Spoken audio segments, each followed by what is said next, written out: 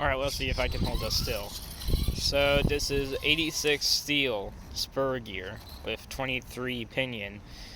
I had the 76 on previously with a 27 pinion, and that stripped one tooth, and the spur gear is super wobbly, and the gear mesh changes when it rotates.